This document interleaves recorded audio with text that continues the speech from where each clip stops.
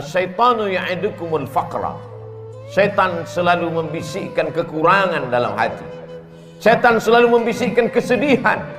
Setan selalu membisikkan ketakutan. Halau ketakutan itu dengan takbir. Usir rasa cemas itu dengan takbir. Allahu Akbar, Allahu Akbar, Allahu Akbar, walillahil hamd. Bahwa orang yang dekat dengan Allah, ujian tak pernah terhenti datang. Kenapa Ibrahim yang bergelar Al-Khalil, kekasih Allah? Al-Khalil, orang paling dekat dengan Allah. Al-Khalil, orang yang disayang Allah. Mengapa ujiannya datang silih berganti? Ujian pertama datang dari seorang ayah yang tidak menyembah Allah. Ya abati, wahai ayahku, mengapa kau jadikan berhala sebagai Tuhan? Apa jawab Azar, ayah Ibrahim? La illam tantahi, kalau kau tidak berhenti menceramahi aku, kalau kau tidak berhenti mendakwahi aku, la arjumannaka, akan ku lempar kau pakai batu sampai mati.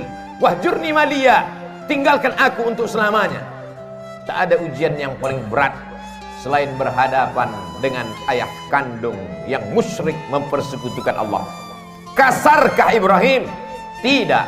Apa jawab Nabi Ibrahim? Sa'astaghfirulaka rabbi, aku tetap akan memintakan ampun kepada Allah atas dosa-dosamu, hai ayahku. Innahu kana bihafiyya, Allah itu sayang kepadaku, Allah itu cinta kepadaku.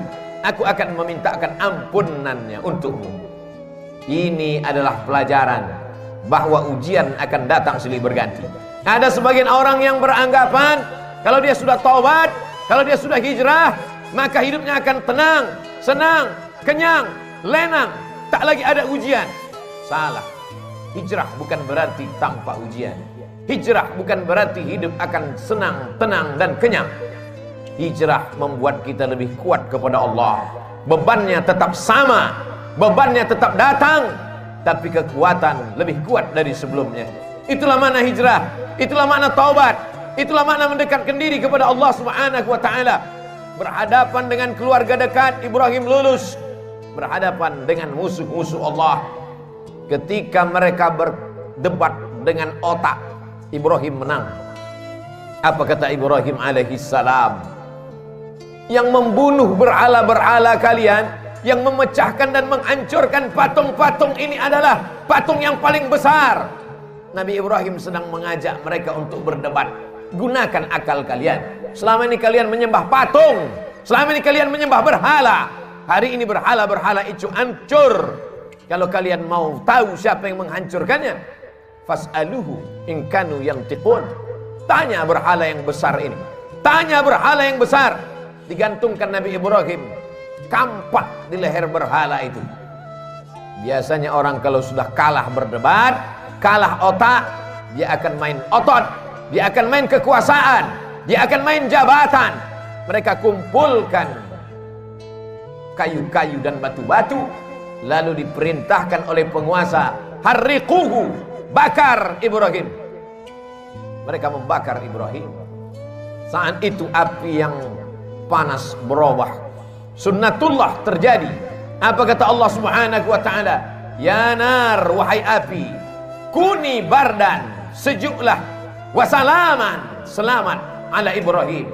Api yang tabiatnya membakar, saat itu tidak membakar, karena Allah berkata, bardan, sejuklah engkau wahai api. Ibrahim keluar dari api unggun dalam keadaan kedinginan. Andai Allah tidak menutup ayat itu dengan salaman, selamat, mungkin Nabi Ibrahim akan mati kedinginan di dalam api yang panas. Api tak dapat membakar kalau sudah Allah berkuasa.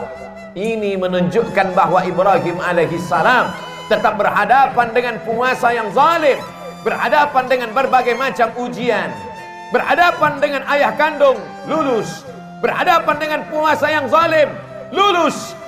Tapi ada ujian yang lebih berat daripada itu. Ujian kerinduan, ujian kehampaan hati, ujian kekosongan jiwa. Ingin mendengar tangisan anak kecil di dalam rumah, dalam gendong dan pelukan. Berdoa Ibrahim alaihissalam, Rabbi habli minas salihin, berikan aku anak yang saleh, berikan aku anak yang saleh ya Allah. 86 tahun dia berdoa kepada Allah. Begitu disebutkan oleh Imam Abul Fida Ismail Ibnu Katsir dalam tafsir Al-Qur'anil Azim. Adakah hari ini orang yang berdoa, sudah sholat, sudah tahajud, sudah berinfak, sudah bersedekah, mengapa Allah tidak mengabulkan doa saya? Mengapa Allah tidak memperkenankannya? Hari ini kisah Nabi Ibrahim mengingatkan kita kembali, sesungguhnya tak sulit bagi Allah untuk memberikan yang kau cintai, yang kau sayangi, yang kau harap-harapkan. Tapi Allah ingin kau merintih di tengah malam dalam doamu. Allah ingin melihat kau bermunajat dengan tetesan air matamu. Allah ingin kau berdoa. Allah ingin kau berikan segalanya kepada Allah. Allah maha cemburu. Allah tak ingin kau berbagi dengan yang lain. Oleh sebab itu munajat di tengah malam, berdoa kepada Allah. Sesungguhnya Allah ingin meningkatkan derajat, menghapuskan doa, menghapuskan dosa dengan doa-doa dan permintaan seorang hamba. Aqrabu ma yakunul 'abdu min rabbih, seorang hamba paling dekat dengan Allah wa huwa sajid, ketika dia sedang bersujud. Fa aksiru fihi du'a, perbanyaklah doa. Pesan pertama dari kehidupan Nabi Ibrahim, bahwa hidup tak pernah lepas dari ujian. Hari ini kita sedang menghadapi ujian besar. Saudara-saudaraku yang kena PHK, saudara-saudaraku yang kesulitan dalam mencari nafkah, sesungguhnya ujian itu tetap datang silih berganti. Allah hanya ingin melihat perut itu kosong dari materi, sehingga kalau perut kosong, hati penuh, besarkan Allah. Allahu Akbar, Allahu Akbar, Allahu Akbar, walillahil hamd. La ilaha illallah, Allahu Akbar, walillahil hamd. Besarkan Allah dalam hatimu, supaya dunia ini kecil dalam pandangan matamu. Besarkan Allah dalam jiwamu, supaya kau melihat ujian itu kecil. Dunia ini tak sampai setengah sayap nyamuk, saudaraku. Dunia ini tak sampai setengah sayap nyamuk. Oleh sebab itu, man arafat dunia hanan alaih, siapa yang tahu hakikat dunia, maka ringan dunia ini baginya. Allahumma la taj'alid dunya akbar hammina wala mablagha ilmina. Jangan jadikan dunia ini cita-cita terbesar kami, ya Allah. Jangan jadikan dunia ini harga terhadap ilmu kami.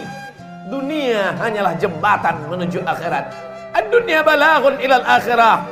Kalau ditakdirkan Allah, kita masih menikmati dunia ini sampai besok pagi, jadikan dunia ini sebagai amal saleh. Tapi kalau dunia ini hanya berakhir sampai nanti malam, berarti husnuzan. Allah ingin membuat kita berhenti daripada dosa. Itulah mengapa Nabi Ibrahim disebut 4 kali sehari semalam dalam satu salat 2 rakaat. Bagaimana dengan 4 rakaat? Bagaimana dengan yang lain? Bagaimana dengan salat sunat? Kama sallaita ala Ibrahim wa ala ali Ibrahim, kama barakta ala Ibrahim wa ala ali Ibrahim. Supaya kita mengingat ujian kita ini belum ada apa-apanya. Ujian kita ini belum ada sebesar ujung kuku kelingking Ibrahim alaihissalam. Maka ketika kita membandingkan hidup kita dengan Ibrahim, ringanlah terasa. Keluarlah dari mulut alhamdulillah, keluarlah dari mulut subhanallah. Yang keluar bukan caci maki dan sumpah serapah. Pelajaran pertama, bandingkan diri kita dengan ujian Nabi Ibrahim alaihissalam. Pelajaran yang kedua, bahwa tak ada tempat meminta kecuali kepada Allah. Tak ada tempat berharap kecuali kepada Allah. Gantungkan harapan kepada Allah. La ta'khudhuhu sinatun wala naum. Dia tak mengantuk, dia tak tidur. Jangan gantungkan harapan kepada manusia. Hari ini menjadi kawan, besok berubah menjadi lawan. Jangan gantungkan harapan kepada benda. Benda akan binasa. Jangan gantungkan harapan kepada kuasa. Kuasa akan sirna. Gantungkanlah kepada Dia. Siapa Dia? Allah. Adakah Tuhan selain Dia? La ilaha illa huwa. Hidupkah Dia? Dia tidak hanya hidup, Dia maha hidup. Al-Hayyu. Apakah Dia mengatur setiap gerak langkah hidup kita? Al-Qayyum. Dia bukan pabrik kursi yang setelah pabrik kursi mencetak lalu kemudian tidak tahu di mana letak berada. Dia bukan pabrik karpet, setelah karpet dicetak, dijual, tak tahu di mana berada. Dia adalah Allah Al-Qayyum, mengatur kehidupan kita, detak jantung kita, hayunan tangan kita, langkah kaki kita, bisikan yang ada di hati kita. terlintas dalam kepala kita. Dia tahu siapa dia, Allah. Adakah Tuhan selain dia? La ilaha illa huwa. Hidupkah dia? Dia maha hidup. Al-Qayyum, dia mengatur hidup kita. Mengapa cemas? Mengapa takut? Mengapa ngeri? Ada dia yang mengatur segala hidup kita. Kuasakah dia? Lahu ma fis samawati wa ma fil ard. Ada yang bisa menolong selain dia? Man dzal ladzi yashfa'u indahu illa bi'idhnih. Tahukah dia apa yang ada dalam kepala kita hari ini? Ya'lamu ma baina aydihim wa ma khalfahum wa la yuhituna bi syai'in min 'ilmihi illa bima syaa'. Sehebat apa kuasanya? Wasi'a kursiyyuhu samawati wal ard. Sulit dia mengatur alam semesta. Wala ya'uduhu hifdzuhuma. Hebatkah dia? Kuasakah dia? Tinggikah dia? Besarkah dia? Wa huwal 'aliyyul 'azim. Itulah yang menguatkan kita. Itulah yang membuat kita hebat di antara makhluk yang lain. Kalaulah manusia itu hebat karena besarnya, tentu lebih besar sapi yang ada di depan kita, tapi kita akan menyembelih dia. Kalaulah manusia itu hebat karena suaranya, tentulah onta lebih besar suaranya, tapi pagi ini onta disembelih. Kita hebat karena kita membesarkan Allah. Kita hebat karena dibesarkan oleh Allah. Allahu Akbar, Allahu Akbar, Allahu Akbar. La ilaha illallah wallahu akbar. Allahu Akbar walillahil hamd. Dunia tanpa Allah terasa kecil. Itu yang dirasakan oleh Sayyidina Abu Bakar Siddiq. Kita berada di dalam Jabal Sur, saat bersembunyi akan pindah ke kota Al-Madinah Al-Munawwarah. Datang orang kafir Quraisy menyerbu. Mereka akan membunuhnya. Bergetar tangan Sayyidina Abu Bakar. Tapi Nabi tahu. Apa kata Nabi? La tahzan, jangan sedih. La tahzan, jangan takut. La tahzan, jangan cemas. Innallaha ma'ana. Allah bersama kita. Yakin Allah bersamamu, maka kau terasa besar di hadapan makhluk-makhluk yang lain. Kau bukan apa-apa. Kau hanyalah setumpuk daging busuk yang akan dimakan cacing tanah. Tapi ketika kau besarkan Allah, maka kau ikut menjadi besar. Ketika kau berkata ya Rab, saat itu kau yakin Allah menjagamu. Ketika keluar dari mulutmu ya Rab, saat itu kau yakin Allah memberimu rezeki. Wa ma min dabbatin fil ardi illa 'ala Allah rizquha. Tak ada satupun yang melata di atas muka bumi ini kecuali Allah menjamin rezekinya. Mengapa orang korupsi? Karena takut anak tidak makan. Mengapa orang menjadi nepotisme? Mengapa orang menghalalkan segala cara? Karena takut tidak makan. Orang yang hanya memikirkan perut, maka hakikat dirinya tak jauh lebih kecil daripada yang keluar dari perut. Orang yang hanya memikirkan lambung, maka dia tak lebih besar daripada yang keluar dari lambung. Itulah mengapa Allah menjauhkan otak dari lambung. Otak di atas, lambung di bawah, supaya kita jangan hanya memikirkan lambung. Tapi hari ini ada manusia yang begitu ketakutan. Kenapa? Karena hanya urusan lambung.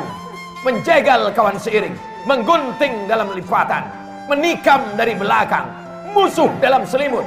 Gara-gara apa? Gara-gara lambung. Atib mat'amak, jaga makananmu, takun mustajabud da'wah, doamu akan dikabulkan Allah. Pelajaran kedua yang diambil dari kehidupan Nabi Ibrahim alaihissalam, senantiasa berdoa kepada Allah.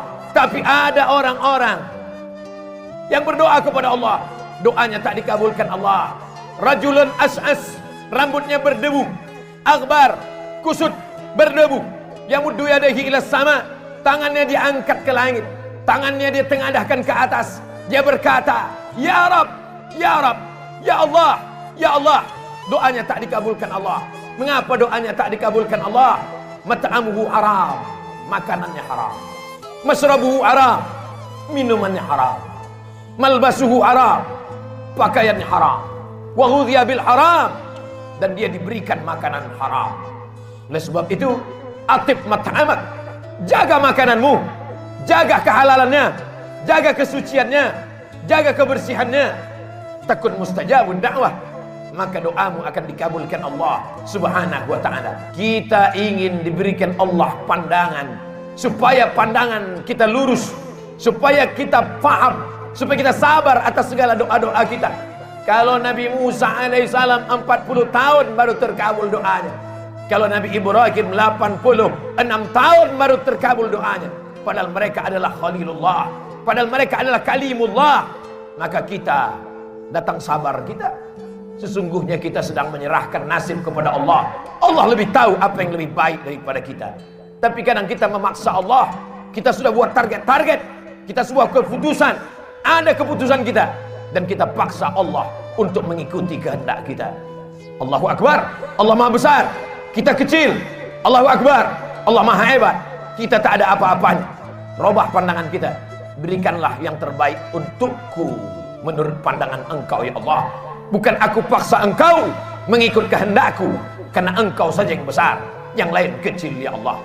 Pelajaran yang terakhir, yang ketiga, puncak daripada cinta adalah ketika sanggup berbagi. Puncak cinta bukan memiliki, puncak cinta bukan menguasai, puncak cinta ketika sanggup berbagi. Itu ditampakkan dalam kehidupan Nabi Ibrahim alaihissalam. Setelah anak itu lahir, itulah puncak cinta, keinginan untuk memiliki untuk selamanya. Tapi Allah berkata lain. Ya bunayya, wahai anakku, inni ara fil manam, kulihat dalam mimpiku, anni adzbahuka, aku sembelih lehermu, fanzur madza tara, apa pendapatmu hai anakku. Dan ternyata anak pun sama berfikirnya. Puncak dari cinta kepada ayah adalah saat sanggup berbagi kepada Allah. Apa kata sang anak? Ya abati, wahai ayahanda, if'al ma tu'mar, laksanakan perintah Allah, satajiduni insyaallah minas sabirin. Insyaallah aku sabar ayah. Bertemu seorang ayah yang soleh dengan anak yang soleh. Jangan pernah bermimpi mendapatkan anak yang soleh kalau tidak dari ayah yang soleh. Soleh dalam berfikir, soleh dalam beramal, soleh dalam mencari nafkah. Siapa yang cinta kepada Allah, maka dia bagikan kepada Allah. Siapa yang cinta kepada makhluk, maka habis untuk makhluk. Makhluk itu mati, semuanya berakhir. Tapi cinta kepada Allah, itulah yang kekal abadi. Sesungguhnya yang dibagi kepada Allah, yang ikhlas berbagi karena Allah, itulah yang akan kekal abadi sepanjang zaman. Tak akan lapuk kena hujan, tak akan goyah angin kencang. Sebab apa? Sebab Allah yang mengekalkannya hingga hari kiamat. Serahkan kepada Allah, dia akan besar. Bagikan kepada Allah, dia akan kekal abadi. Ma'akalta fa'afnaita, kalau kau habiskan untuk makan, dia akan busuk. Wa malabista, kau habiskan untuk pakaian, dia akan lapuk. Wa matasaddaqta, yang kau sedekahkan untuk Allah, itulah yang akan kekal abadi. In tansurullah, kalau kau tolong agama Allah, yang surkum, yang kau cari selama ini, pergi pagi pulang petang, habis waktu, tinggal sholat, tergadai agama dan akidah, hanya sampai ke tenggorokan. Setelah itu pun kau akan mati. Harta warisan dibagi-bagi, tak tersisa untuk diri. Semua hanya akan dibawa menghadap ilahi. Akan kembali ke rumah. Yarji'usnani, anak, menantu, sahabat, buah hati belayan jiwa, akan kembali ke rumah. Mereka akan menangis 2-3 hari. Selepas itu mereka akan tertawa. Mereka akan melupakan kita. Kerja, kalau kau hari ini jabat tinggi, punya kekuasaan hebat, dia akan digantikan oleh orang lain. Belum kau mati, mereka sudah siap untuk menggantikannya. Wa yabqa wahidun, yang tinggal hanya satu. Apa dia? Wakaf, infak, sedekah. Bila kau punya yang lebih besar, berikan wakaf. Tidak lebih besar, berikan infak. Tidak lebih besar, berikan sedekah. Allah Maha Adil. Kalau kau hebat, berikan wakaf. Kalau kau kurang hebat, berikan infak. Kalau kau manusia biasa, berikan sedekah. Tabassumika fi wajhi akhika sedekah. Senyummu ke wajah saudaramu adalah sedekah. La tahqiranna minal ma'rufi syai'a. Jangan sepelekan perkara walaupun kecil. Antul qiya akhaka biwajhin talqin. Hanya sekedar menghadapi orang dengan wajah yang cerah. Itulah yang akan dikenang orang sepanjang zaman. Dari abad berabad, dari zaman berzaman, tak akan dilupakan orang. Masih ingat orang dengan senyummu. Saat kau mati dimakan cacing tanah, masih didoakannya. Masih didoakannya saat dia lewat di makammu. Masih sempat mulutnya berkata, Assalamualaikum ya ahlal diyar minal mu'minin, wa inna insyaallah bikum lahiqun. Yarhamullahul mustaqdimin wal mustakhirin. Nas'alullah lana wa lakumul afiyah. Tapi kalau kau sombong, kalau kau angkuh, itu juga akan dikenang orang. Itu juga akan diingat oleh orang sepanjang zaman. itulah orang yang sombong, itulah orang yang angkuh, itulah orang yang paling merasa tinggi hati. Oleh sebab itu, bukti kau rendah hati kepada Allah, berinfak, berwakaf dan bersedekah. Bukti kau rendah hati tawadhu kepada manusia, berhadapanlah dengan orang dengan tatapan yang baik, dengan cakap yang baik, dengan perbuatan yang baik. Qaulun ma'rufun, perbuatan yang baik. Wa maghfiratun, pemberian maaf. Khairun, lebih baik. Min sadaqatin, daripada pemberian perbuatan baik. Yatsba'uha adha, tapi diiringi oleh perbuatan yang jelek.